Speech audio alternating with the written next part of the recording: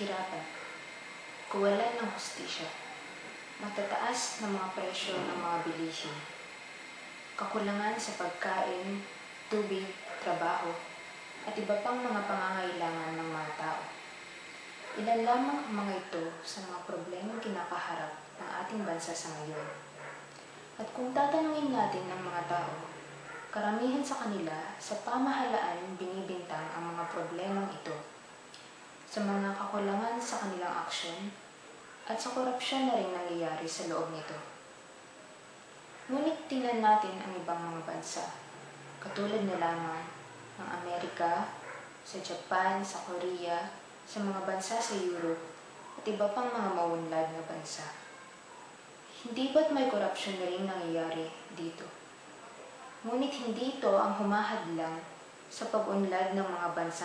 Hindi lang ang gobyerno ang dapat natin sisihin, kundi may kakulangan din sa parte nating mga mamamayan.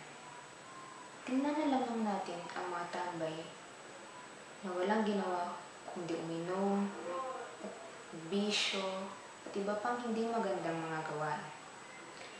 Tingnan rin natin ang mga rallyista. Ilang pamilya na sana ang napakain ng perang ginamit nila sa kanilang mga props, sa mga tarpaulins, banners, at iba pang mga materyales na kanilang ginamit. Sa bayad sa mga pulis na humaharang sa kanila, at bayad na rin sa mga collateral damage na idinulot ng mga ito. Hindi naman masamang usisain natin ang mga katiwalian at kamalian ng ating pamahalaan. Ngunit kung uulit-ulitin lamang natin ito, wala rin itong silbi dahil halos lahat naman tayo, maging bata man o matanda, alam na may korupsyon nangyayari sa ating pamahalaan. Kaya sa halip, bakit hindi na lang natin gamitin ang oras natin sa pag-aaral, o pagtrabaho, sa paggawa ng mabuti at pagtulong sa iba, dahil mas nakakapagpaunlad pa ang mga gawain ito.